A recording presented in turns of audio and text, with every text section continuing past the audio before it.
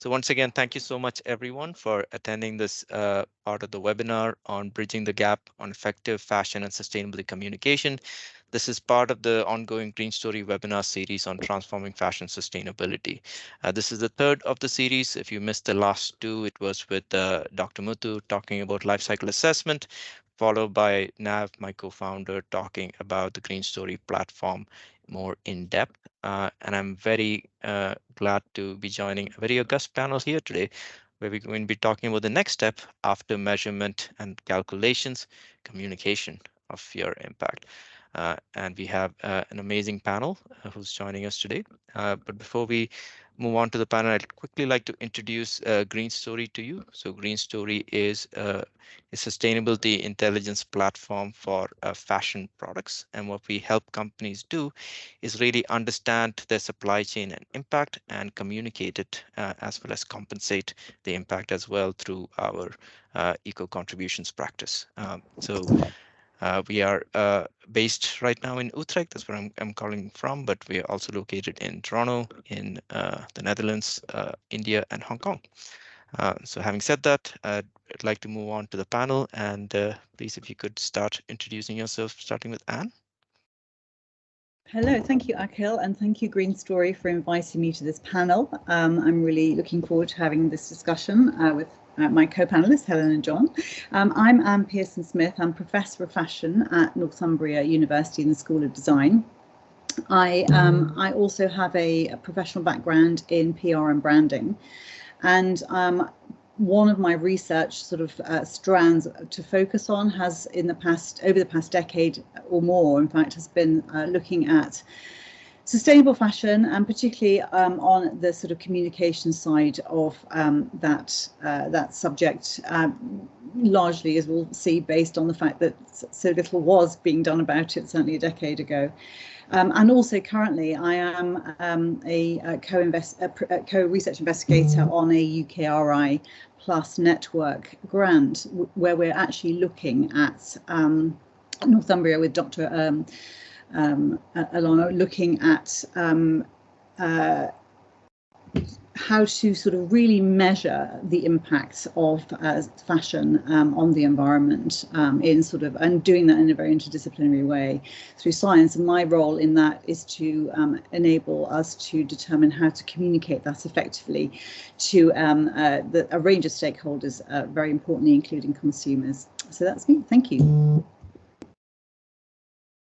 Okay. So I am Helen White. I'm the Product and Brand Director at a company called BAM. I would also like to thank you for inviting me to this. I think we're going to have an interesting conversation. I would say communication is one of the hardest parts of what we've been doing over the last 5 years. And although we certainly haven't got all the answers yet, we've been learning a lot along the way. We at BAM, we're trying to create a genuine alternative to all the virgin synthetic activewear that's out there. So creating an activewear range that's nature-based and circular, aiming to be ultimately fully circular. But as we navigate our way through that, Green Story have been a fantastic support to us in terms of us helping us to understand the footprint of all of our products, so that we can make informed decisions about how we can reduce that impact.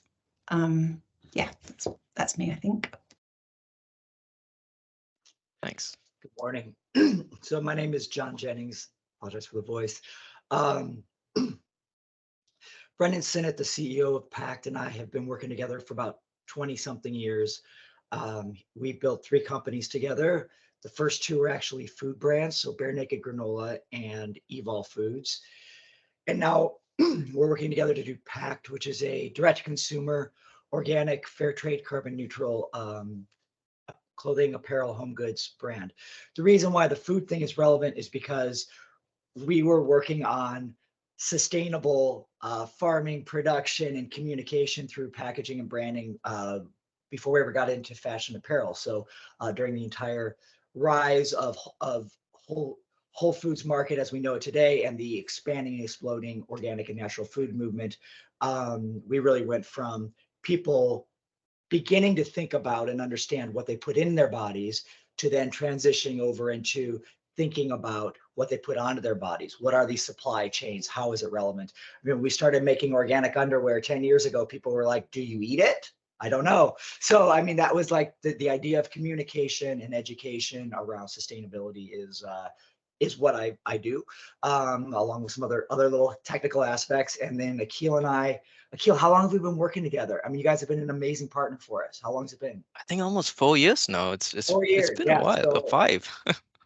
I don't even know how we came together, but I'm really glad we did, because Akil Power of and cold emails, everyone. yeah, exactly. So our teams have partnered, and Green Story has been an absolutely. We have 3 legs to our sustainability, and that is organic, fair trade, and carbon neutral. And Green Story has been critical in really. I mean, one of the questions you have for us is expanding the team, and well, I haven't had to because of our partnership, which is amazing. So thank you. There's my little tease in for you. Wonderful.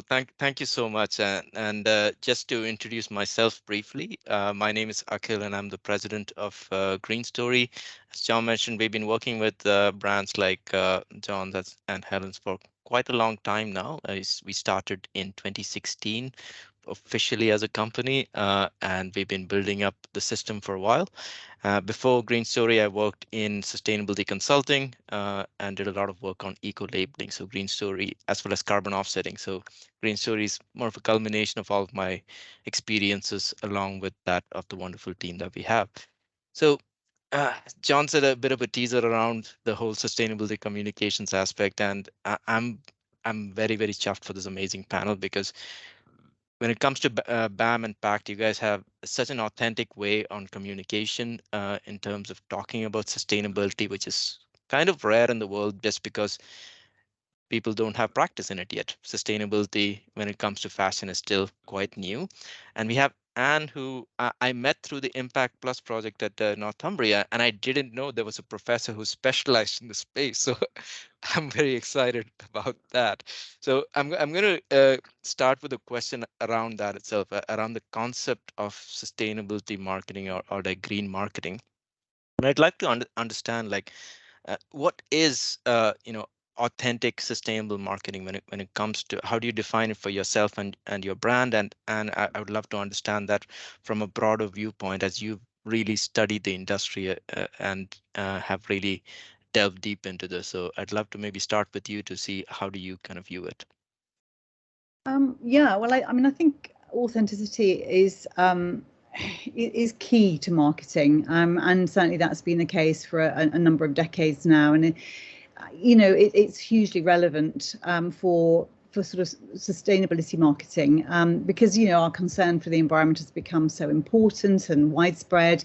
Consumers are much more aware of that, and their preferences are basically driving companies to market their products in an environmentally responsible way, and that's really what green marketing is all about. And so I think it's absolutely critical that that's the case, and it's sort of a move away from that sort of hard sell that we might have been used to in marketing decades ago, and foregrounding the idea of how a company, and obviously I focus on fashion and lifestyle companies, and this has become highly critical for those sectors, given particularly fashion's sort of need to sort of clean up its Sustainability Act and sort of justify the fact that it's certainly tackling its wicked problems, and so it's. These brands, companies in fashion and lifestyle are having to tell their story in a more authentic way, making sustainability a core value in their brand identity, so that tips over into their brand image that consumers will relate to and align with in terms of their values, their needs, and their wants. And we are seeing that this is critical. We're seeing, as all the market reports in the past sort of few years, in the past year or two, have shown from McKinsey et al., that consumers, particularly young consumers, are very much looking for brands in fashion and lifestyle that are, basically sustainable, and that are, are ethical, and that are basically telling that sort of, not just telling their story, but walking the talk, and providing them with collections, products and services that really align with what their sort of what they want out of their lives. So again, it's that move away from sort of greenwashing and exaggerated sort of perceptions of sustainability that brands may have done in the past, to something that's very sort of true and sort of aligned with that. I mean, we already have had companies doing that for over the past sort of 10 or more years. I mean, I can think of Tom's Shoes as being one of the first ones that probably caught the imagination of a sort of younger demographic. But fundamentally, we're seeing this sort of shift, this need to be authentic, and it's sort of, we're told it basically wins over your consumers. It also grows your bottom line if your consumers are aligning their values, wanting to buy into their value systems through these brands. Then that's really critically important. And whether it's millennials, Gen Zs, or other demographics. So again, and ultimately, I think we have to be pragmatic about this, because I don't think consumers expect brands to be absolutely perfect, but they do expect them to communicate in a truthful and authentic way. I can think recently of a campaign by Ganni that basically said, look, we're not sustainable, but we're getting there.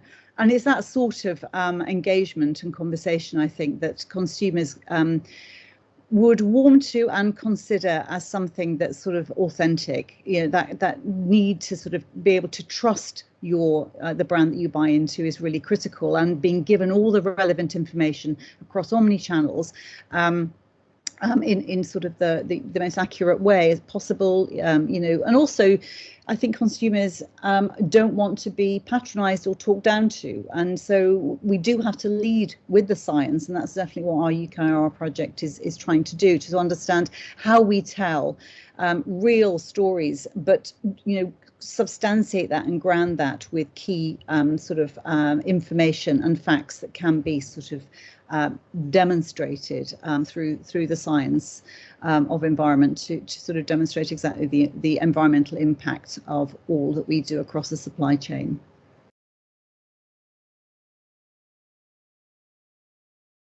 Awesome. Anything to add, folks? Yeah. Got plenty, but it looked like John had plenty to add as well, so I was waiting for him to go. Anyway, so it's what, that's an interesting question. What is authentic? Well, I mean, like Anne's kind of talking about, it has to be absolutely grounded in truth. I think the challenge often is that we have to, in order for something to land, it has to be really simple. And the reality of this stuff is it's really complicated.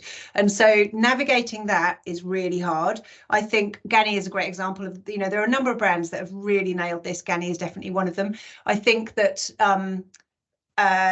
there's another one that I find really inspiring is Pangaea, in the sense that actually they've made the whole thing very sexy, because they're describing the science in a way that's really inspiring, and in that telling the story of how we need to do something different. And so I look at brands like that and I go, yeah, I wish we could do it like that. We honestly, we struggle, we get tied up in the weeds, which we're trying to sort through at the moment. But that's always been our challenge, particularly because we're talking to 3 different groups. And I think understanding who you're talking to is the most important thing, because actually most of the consumers, even ours who care about, when we've asked them, how important is this to you? They do care, but actually they want us to look after it for them. They don't want us to tell them all about it. And so we need to keep it really simple, but truthful. And so there's that group. Then there's a group of deep greens who do care. They want to read our sustainability reports. They want to know all the detail. But we've got to talk to them, like Anne's saying, in that really kind of non-patronizing. These guys know their stuff, but that is a minority. That is not the majority by any stretch of the imagination. And then I think the other place that we really want to be talking is industry-wide, where we're saying to other businesses, this is how you can do it. And those 3 ways of communicating are very different, because you're talking to 3 very different audiences. So I think that from our perspective, grounded in truth is really important, and then knowing who you're talking to. I'd say those are the really important things. I think the three of us could just go spend some time together and have a whole lot of fun. I'll just start with that. So I wanna actually piggyback off of what you're just saying, Helen, because it's so critical to me. I wrote sustainability means different things to different people. So I'm kind of saying it a different way. And sustainability is valued differently by different people, right? And to go back to the quote you did of we're not sustainable, but we're getting there. None of this is sustainable. Like, let's just own it. We're in business, we're making stuff. It's not sustainable. So like sustainability is an ideology and one that I love, right? Like I want us to be in a collective consciousness where we have a North Star, where we honor the resources and the planet and like come to this place of like, how do we still live and be consumers? We're consuming stuff, but in a way that isn't just totally destructive. And what I've seen in this is that, you know, we're basically playing two games. One is awareness and one is legitimacy, right? And like, if no one cares, which people didn't, because business didn't ever talk about these things because nobody cared. People wanted their goods fast and cheap, like as much as they possibly could. And to some extent, that's still true for the most part. That's why Amazon is so successful. But as we're layering in this, there's this awareness that is growing of like, but wait, like, how is this being done? And can it be done better? And I think where the decision I've made, and Helen, I'm going to just, you know, project this to you, the decision you've made is deciding to make a change from inside. Because you can't just stand outside and picket, right? But we need picketers. We need ideology and education leaders like Anne in the world who are going, this is where we need to go. We need to educate and expand what's possible and challenge business. But then you need people from inside going, I'm going to go inside and I'm going to do business. And business isn't ideologically sustainable, but nothing will change if I don't start to make a change from the inside and start to create a possibility and a movement where it begins to challenge the bigger players. And it's happening. Like, regardless of legitimacy, Nike, Apple, Amazon, sustainable messaging is happening on the three like biggest players. So it's happening, which is awesome. And that creates awareness. And now the next game playing into your company, Akil, is legitimacy. How do we actually communicate and back up what we're doing in a transparent way that actually says, no, when we say this is what it actually means. And that's going to take time. It's going to take time to bring more legitimacy, certification, and process around. And even that involves a lot of trust. So that's my thoughts there. I love it. I love the depth of the answers, and you know what's really interesting. One thing you brought up, John, is that everybody is changing, and this change is the pace of the change is what's astonishing to me. Like when we started Green Story, people were like, who would even bother or care about this? Because there were very few brands, and I think Pact and BAM were one of our first clients who really kind of cared about this. And now even Amazon, and we talked about this offline, John, has their little like green certification labeling scheme that they put in place. Climate pledge friendly badge. Yes, that's the one. And that's great. It's positive momentum. So what has changed in that last 10 years? Because we've all seen it happen. We've all successful in some way or the other because of that. But how has it changed, and how has it changed in how you now reach out to people, or how people in the industry reach out to consumers in that messaging? You know, what is different 10 years ago and what's different, say, now? And how do you see that evolving moving forward? Oh, Anne's gone. You go. I'm just going to put the historical context, and then I'll basically let Helen and John sort of look at it from their perspective in terms of their brands. But I mean, I did some work on looking at what I call, it was a study on green words, and I was really interested in green words in fashion and how long fashion had been basically using a green discourse and also sort of applying that. And you know, in the world of design, you could probably say the arts and crafts movement, you know, in the sort of 19th century was sort of doing that, trying to go, William Morris et al., trying to go back to nature. Maybe this was mythic, but it was definitely a sort of a reaction against sort of heavy sort of industrialization that was going on, certainly in Europe at the time. But I think more relevant in a sense, or more sort of tuned into what we're looking at in terms of sustainable communication and marketing. I think we can go back to the 60s. We have Rachel Carson's Silent Spring, and I think that started people thinking about this. And then we had,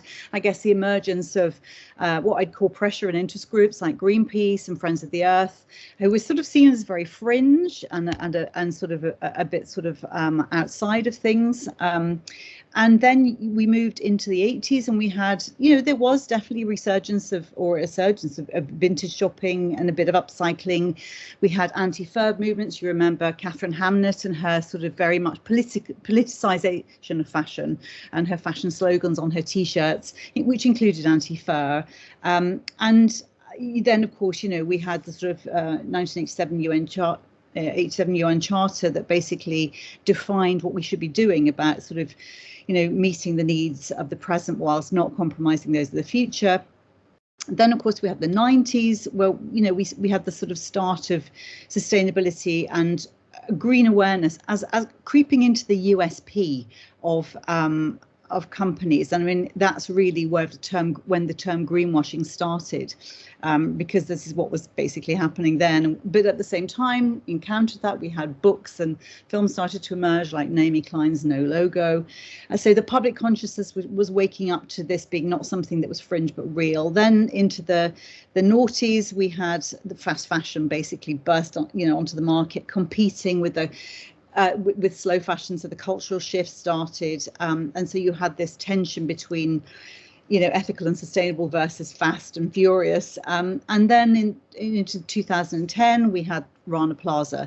And I think it often takes a big crisis to focus everybody's attention in the public domain on what, on a big problem, and which collated all of fashion's dirty secrets, and particularly fast fashion.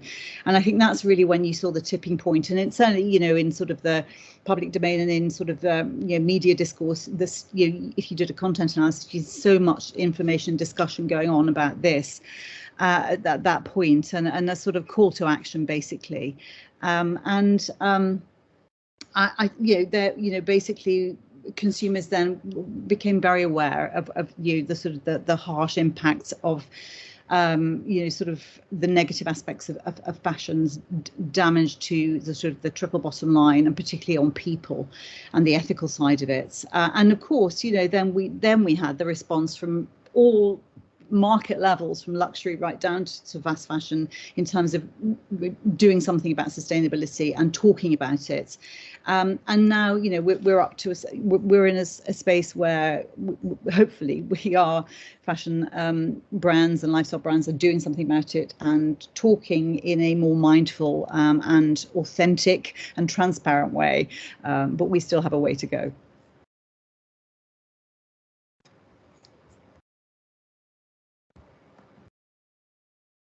Thanks, Anne. Anybody want to step in? John's waiting for me to go. I'm going to go. So fascinating, kind of looking at it all the way, but I was only going to go back 10 years, but that's really interesting, kind of seeing the longer history of things. Having lived through it very much in the last 10 years, a kind of consciousness of how few brands. And the thing is, the talking about it was because there was nothing happening. There were only a handful of brands who were ever actually doing anything about it. And that's accelerated so quickly, like Akhil says, in the last couple of years. And I would say there's consumer sentiment is part of that, definitely. But actually, and again, it's really useful for us to be able to have such an engaged and generally sustainably minded customer base, because we ask them questions quite often, and we're surprised at, even the ones that care a lot, they're going to rate, style and cost and quality above sustainability, and actually how much of a driver is it But the two interesting drivers that I think are really making a difference at the moment are, the obvious one is legislation. You know, with that coming down the track with, you know, extended producer responsibility legislation and legislation about transparency, those things are making the bigger businesses going, oh, crikey, we ought to do something about this. But what's really my observation that I've found really fascinating is actually that it's competition across between brands that's actually driving brands to make choices. So, you know, it's when I was recently at a thing, I'm not going to name the brands, but they're, you know, big high street brands, one that you wouldn't expect necessarily because they offer very, very, very good value product, who actually are doing some amazing stuff. And as soon as a great big supermarket heard that they were doing that stuff, they got in touch with the Circular Textiles Foundation because they needed to be doing it too, because if these guys are doing it, they need to do it as well. So there's this interesting competition factor that is really, that's helping to accelerate everything. So I think there's, you know, globally, we're in a great space in terms of generally, this is different for John, but I think, but for us in the UK, where unfortunately the government have taken their foot off the gas when it comes to legislation, which is not helpful. But these are the factors, and I think the increasing climate emergency is having a huge impact, and people beginning to realise all this information about, you know, it's interesting the points that you pulled out, and the ones for me that there were things that, you know, mentioned Greenpeace, that they had a campaign that actually precipitated the setting up of an organisation called Zero Discharge of Hazardous Chemicals, which was that there have been moments in time where there have been big campaigns that have really raised the profile of how dirty, in fact, talking of that, Changing Markets is the other organisation that's had a significant impact. Even though no one's ever heard of Changing Markets, actually, they're very clever at getting all the facts together in a report and then feeding that out into the world so that people can actually understand the truth. That a lot of those facts about the truth of the industry come from Changing Market reports, and one of them is called Dirty Fashion. And so it's kind of, there have been these kind of moments that are really accelerating people's awareness, and then, you know, it is that some level of consumer demand, legislation and competition that really, I think, has been driving a very significant change, not just in communication, although it has driven it in communication, it's also in businesses going, oh, crikey, we've got to do something about this. That there is I can feel genuinely a shift that I hadn't felt before, that's only really happened in the last 2 years. So it does feel like things are changing.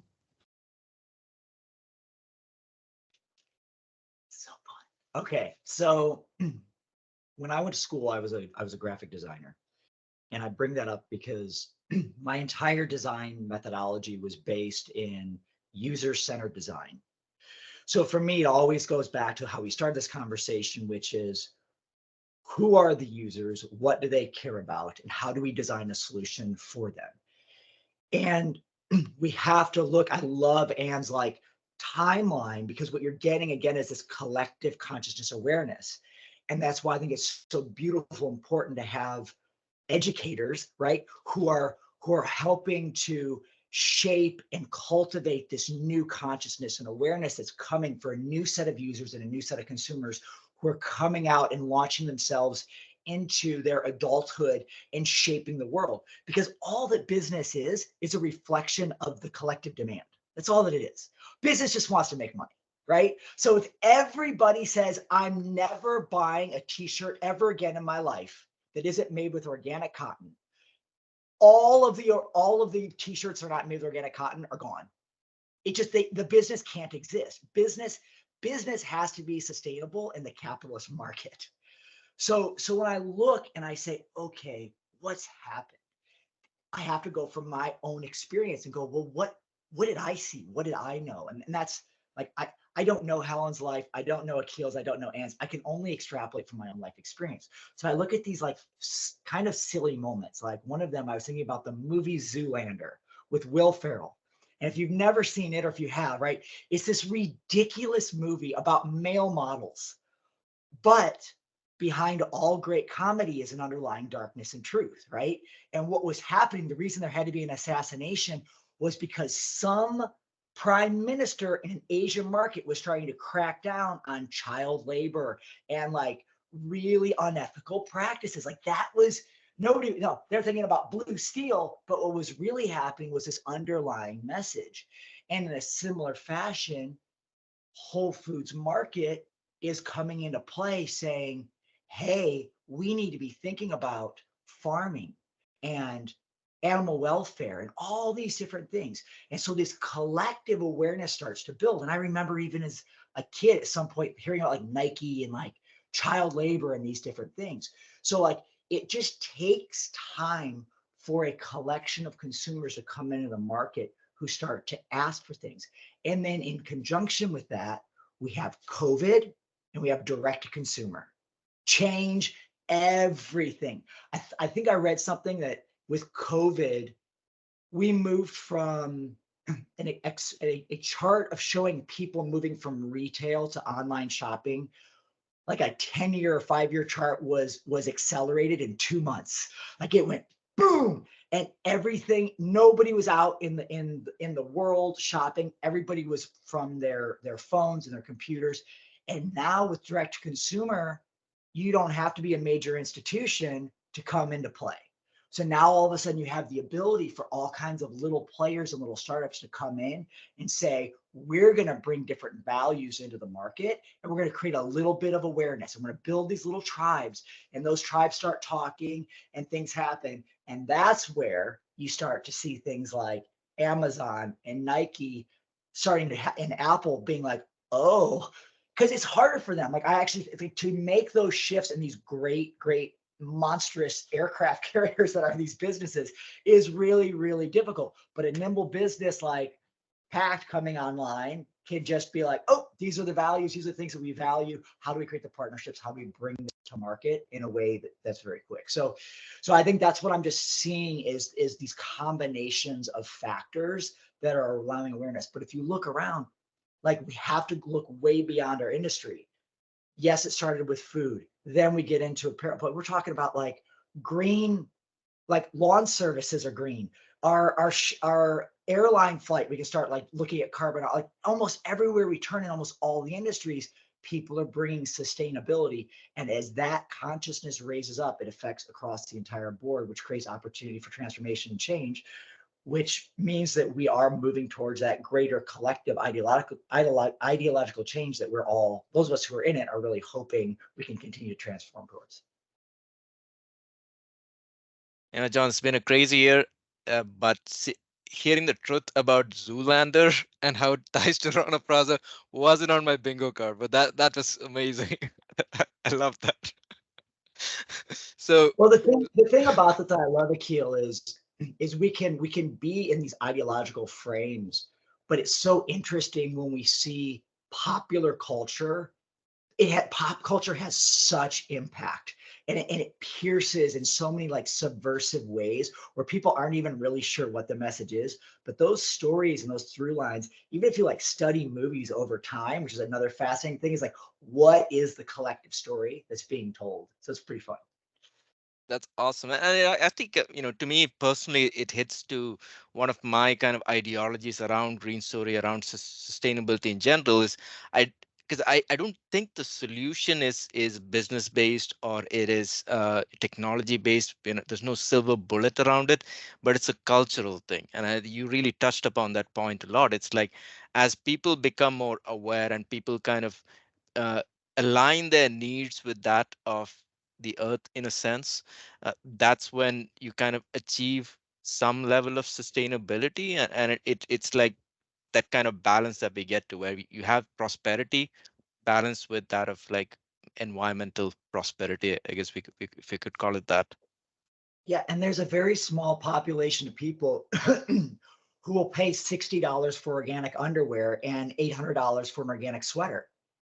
Great. There are those people who have the wealth and the desire to do that. But most people are like, no way. I'm like that. It's a value, but I'm never going to pay that. So it's about finding those, those access points and how we democratize it out even more and more so. And that's why big business is powerful, because the scale and volume allows for that, bringing it and democratizing it out and making it more accessible to more people.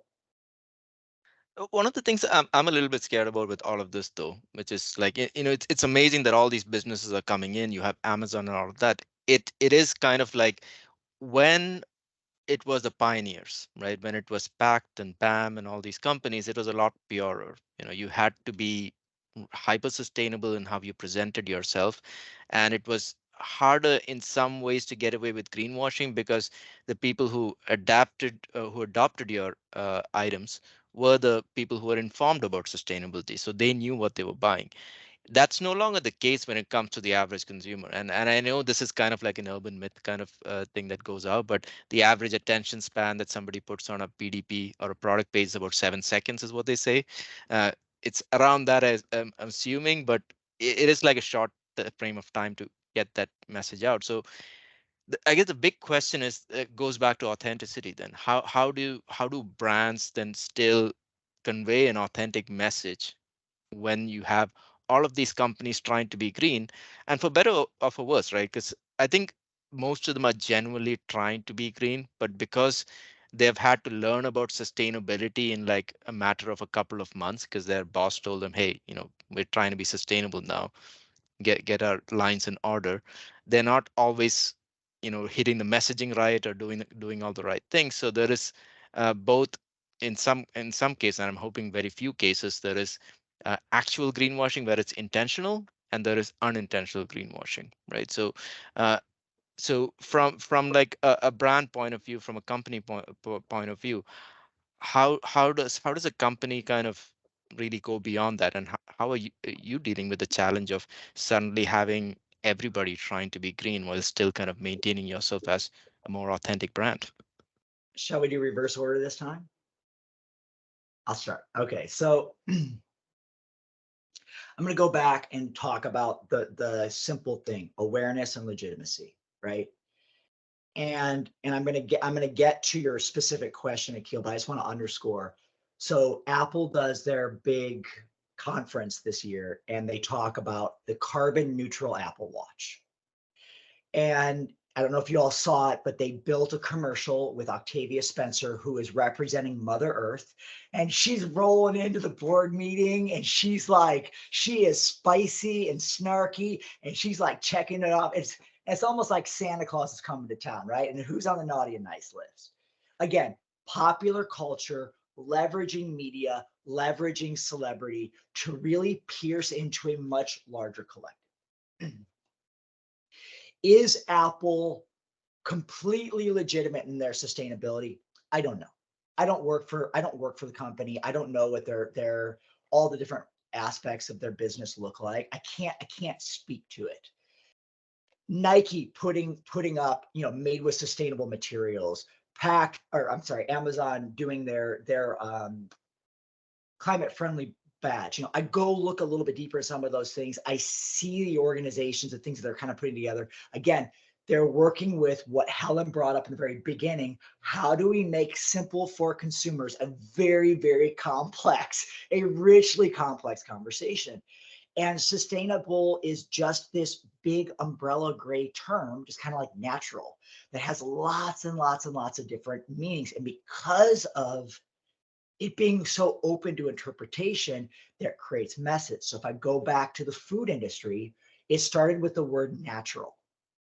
And everybody started putting natural on all kinds of packaging until finally the whistleblowing happened. At least in the US, I can speak for, the FDA and USDA Organic came in and said, no, like the only way this is legitimate is if we say it is actually USDA Organic, and here are the rules in order to actually qualify and receive that like government stamp that has you be that, so that we can bring some authenticity into the market for the consumer and protect the consumer from false advertising, essentially. And so my belief is that it has to begin with this swell of awareness that allows enough exposure, again, to have enough consumers care to start pressing up against policymakers and go, how do I know? How do I know what's legitimate? How are you going to help me understand what's legitimate? Like, I want these things, whatever, but all these people are claiming it. So how do I know? They're going to press against the businesses. They're going to press against, wherever they go, governments or other policymakers, to start to say, well, what makes something legitimate, certifiable? How do I have trust? Because in the end, I can't do the research myself. I don't have time. I want to do the right thing, but I don't have the time to do it. That's why Whole Foods is successful. Walk into my store, pay a premium price, and don't worry about it. Like, I got you covered. I've done the work, right? And that's what we're looking at. So for me, that's why I really value GOTS, because that is, now, does GOTS have the notability of USDA organic? Not a shot, not a chance. Will it eventually over time in fashion? I hope so. That's why I really appreciate Fair Trade USA and doing what they're doing. And then, Akil, that is why from a technology and communication point and legitimacy point, I so value what Green Story does, because you are the representation of me having like a sustainability department that's doing a tremendous amount of analytics and research to bring the exposure. I mean, we had such a great conversation just last week of talking about carbon offsetting, carbon neutrality, and legitimacy, and how do we do these certifying bodies, and then bringing that level of information to the person who actually is ready to go that deep in their relationship with the brand and the business. And I think that's all we can do is continue to do those things. I'm not going to worry about the legitimacy of Apple, Nike, and Amazon. I'm going to keep an eye on it. I'm going to be aware of what they're doing, and I'm going to trust that I'm going to appreciate the awareness that they're generating. And then I'm going to make sure for our brand and our business that we are as authentic and with as much alignment and integrity in what we're presenting as humanly possible, and do our best job to communicate that and present that in a way that when people start to look and make choices, they go, oh, I really like all the things they're saying. I don't see those people saying those things or communicating those things. So I empower them to make their choice, because that's ultimately what it is a bunch of people making a choice of where to put their resources to vote with their dollar on the brands and products that they want to support and believe in. I get real excited. Amazing. We love the energy. Very inspiring, very inspiring. It's, yeah, I mean, I suppose there's a very similar message from our perspective, and you know, that this idea of yes, it is very complicated. I think that's why it's got to be embedded in everything we do. You know, the question, how do we remain authentic? I think we've got to embed it in everything we do, but that is very different to what we communicate, because actually, if we try, you know, we've tried communicating our impact strategy and our impact reports, and it's like, it's way too much information. And so what we've ended up doing in a world where what other brands who aren't necessarily, don't have it embedded in the same way, you know, who tend to do a very good job of doing one thing. And this is why the whole green claims thing has been so great, actually, to really try and counter this. Brands take one thing and they shout so loudly about it that you start thinking, oh, they must be sustainable then, and, you know, sustainable. But it's that, you know, other brands are much cleverer than us at doing that. And so we've recognized that. And actually, from our perspective, we've kind of gone, right, we carry on doing what we're doing. We've just got to simplify what we talk about. We're not talking about 90% of it. What we're going to talk about is the two things that we do that are front of the curve. One of them now going to start talking about our DNA, Akil, at last, as a kind of, we've been working on a fantastic project with Green Story, which is basically us being able to, you know, we've done all the work tracing back all the way through our supply chain, right back to where the bamboo's grown. And through the power of Akil's technology, we're able to communicate that with customers so they know who made my clothes all the way back to source. And by doing so, that's our big thing, you know, that by doing something like that, we can communicate that we really care. Everyone doesn't need to know about what our carbon targets are and, you know, our fair wear targets and, you know, all of that sort of thing. But by doing that, and then the other thing that we're going to be, you know, talking about much more loudly is fabric innovation, because again, they're things that people can grasp hold of. It's interesting because we were starting to talk about circularity, and when we've asked our very engaged, very sustainable customers, what they think about circularity, a lot of them, it hasn't landed yet, you know. And so there's a timing thing where you've got to go, we've got to use the language that they get. You know, there's no point in us talking about stuff that in a few more years they'll be asking, why aren't you more circular? Well, hopefully by then we will be much further down that road. But right now, forget it. It's not, that is not, you know, it's not relevant to them at all. So I think us being authentic by getting on with what we're doing, simplifying what we're talking about, and then just really being where our consumers are, talking to the things that actually resonate with them and matter with them are the really important things, I would say.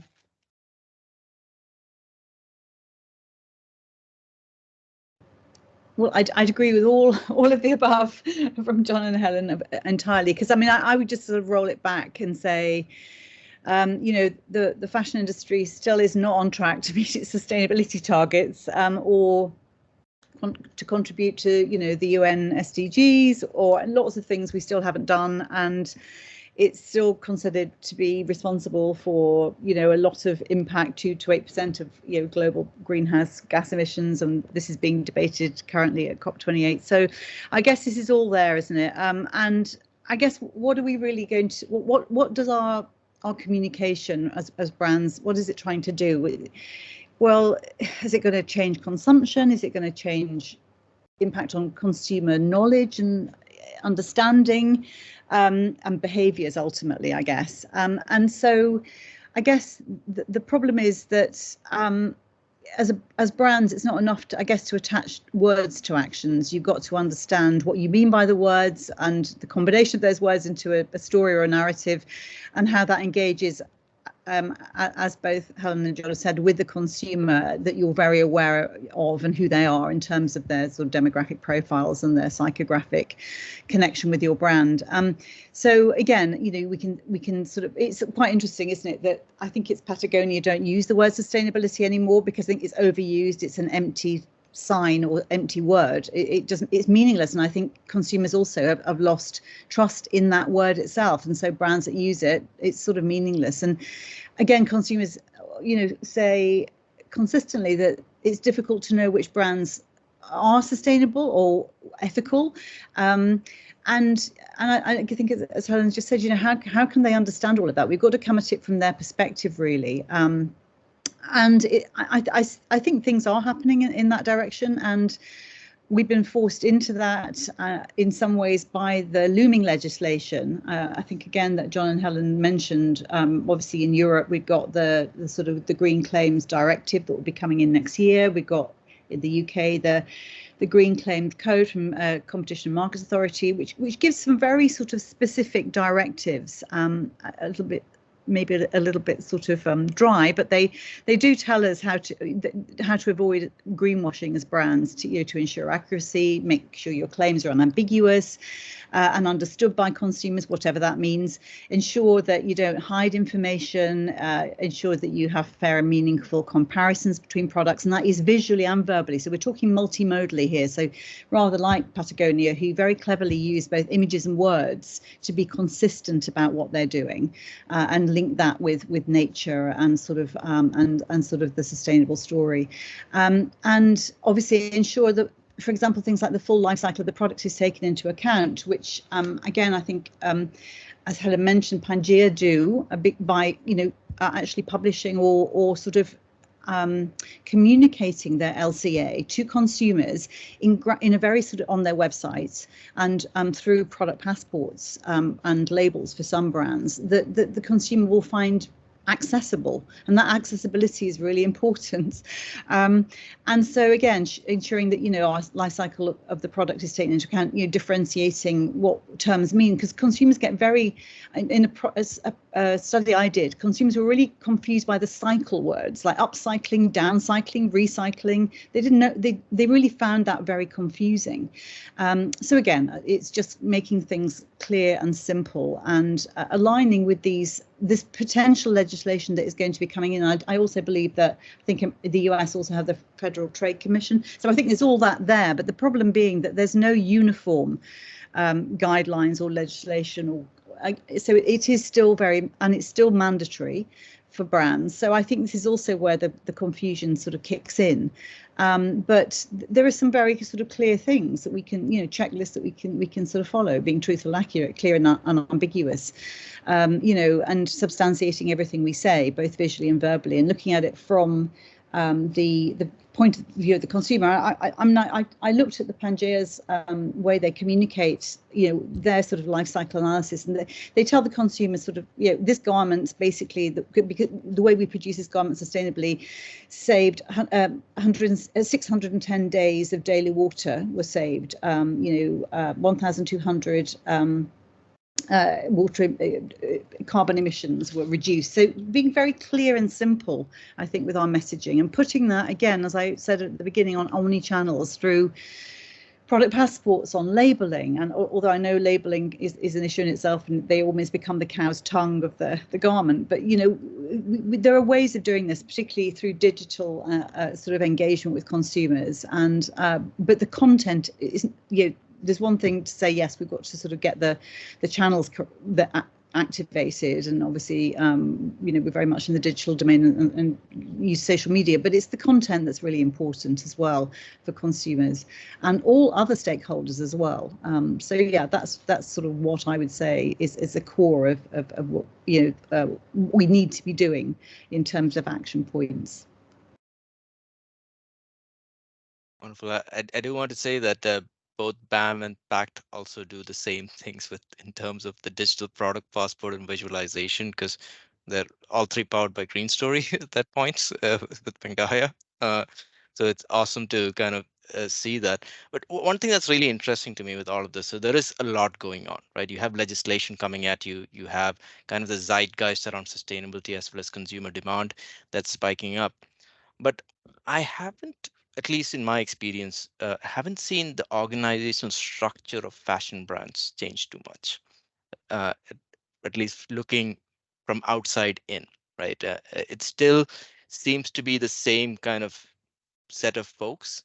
So I'd love to understand, this is fascinating to me. How have you dealt internally with that challenge? Like, has it been education of your teams around sustainability? Has it been like a sustainability ambassador being put in? Because what's interesting, the chief sustainability officer role has come in, and there have been sustainability managers, but it's still like a little bit here and there. Like I've talked to billion-dollar brands who have a sustainability team of two, right? And it's fascinating to me to see how the space is evolving, and I'd love to kind of get your understanding of how internally how you've coped with this change, or how you're seeing your peers who in fashion kind of cope with this change. I'll take that one first. Just having been embedded in the industry for the last 30, however many years, it has been fascinating. You're right, Akhil. I think the big change in other bigger businesses has been the elevation to board level of sustainability. That is a shift that has only been very, very recent. But unless it's represented at board, it doesn't really make any change. And I think, and I don't want to project this onto John, but this is probably similar to BAM. The fact that we're the whole business was founded on the idea of doing things differently to try and prove that it's possible to have a successful business and do things the right way. And so it's sort of embedded in the whole business, and we end up attracting people that are interested in it, which makes it a lot easier because you're not having that fight all the time. It's sort of, so I think I feel very lucky that we've got a total team that is behind these values in principle. I think in bigger businesses, I think I have seen it changing, and teams are, sure, there are some businesses that still only have 2 people, but there are big business. I've been speaking at various circularity events over the last year, and I've been amazed at the kind of growing size of sustainability teams and the growing seniority of sustainability teams. It does feel like this is part of the shift that is happening, although it needs to happen quicker, really. But it does feel like it's on the move, I'd say. So the way I'd answer that, Akhil, is, to me, first of all, I don't work in other businesses. I only know my own. So when I look at leadership, and especially like, management or like C-level leadership, to me, it's all about managing tension. That is what we do. We come together and we're people who understand how to navigate tensions, financial, marketing, growth, sustainability, creative, right? Just look at like marketing, creative, and just watch them battle a brand. And it's like, oh, I want to do all these things so that I can, move the needle, hit the growth numbers, whatever. And it's like, but it's ugly, or it's just like, I don't like it. Like, I don't want to do those things. And so there's all these tensions. And for me, this is just yet another tension to introduce into leadership and decision making. And that tension will only be presented when it needs to be represented as a part of building the business successfully. So the more that, again, pointing back to all of our previous conversation, the more the collective conscious, the more the consumer is now asking for this, it will literally manifest into existence this type of leadership, because it's going to have to be at the table in order to build the business the way it needs to be built, to build the brand the way it needs to be built.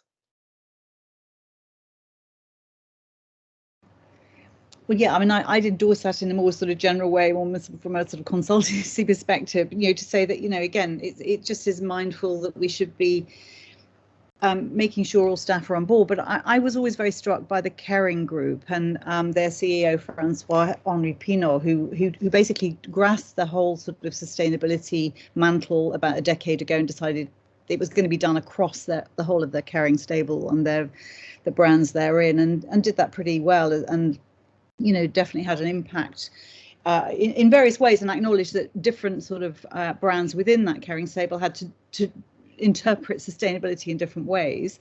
But I think ultimately it's a top-down, bottom-up. So it's definitely C-suite driven, but it's also about investing in your staff and educating them about what you're doing, because often they are the last to know. And I'm saying that from a PR perspective, where internal sort of communication often is sometimes overlooked on that basis from a sustainability perspective. And obviously, share those goals and values, and keep reminding your employees about that, I guess, and use team-led meetings and sort of develop a sort of culture or culture clubs around that within your organization, that sort of that you're sharing that knowledge and you're co-creating your sustainability story internally. And that's really important, I would say, from what I've observed of various brands, and probably the leaders in the field, and ones we've already cited today, are doing that on a small scale or a larger scale, depending on their own sort of market size. Wonderful. Thank you so much for the answers, everyone. And this has been a fascinating conversation. We're out of time, but I do want to take 1 minute from each of you just to ask the hardest question. If you had to tell your peers or folks you're consulting with to stick to one principle when it comes to better messaging or effective sustainability messaging, what would that be? I can go. It would be keep it simple and talk to your audience in a language that resonates. No copying answer, so it has to be a different one. That was a pretty great first answer, Helen. I want to do like a same. I'll expand upon that a little bit to say, understand where your users and consumers are in the touch points of their journey interacting with your brand, to understand how to meet them with the appropriate and effective communication to meet them in that instance. Yeah, I'd endorse that and say it's about inviting your consumers in on the conversation, helping you to co-create maybe those messages and those stories. Be very mindful of who they are, and the fact that there's quite a differentiated range of those consumers, but ultimately get sort of communicate the message to sort of educate them, but not in a sort of patronizing way, but also enable them to sort of be part of the sort of sustainability challenge. Wonderful. Thank you so much, everyone. That's such an amazing webinar. I've just been sitting back and absorbing all this amazing information. So thank you for this, lecture, this course that I've partaken in. So thank you so much. And for the rest of you who will be listening in on the recording, please be sure to listen to some of the other events that are coming in as well. On Monday, we have an amazing event on going beyond just carbon offsetting, where we're talking about how to do carbon offsetting correctly, as well as how to look at other contributions like plastic credits, biodiversity, and other such instances on helping your brand have a positive impact on the planet. So once again, thank you so much to Anne, Helen, and John for this great event, and see you all next time.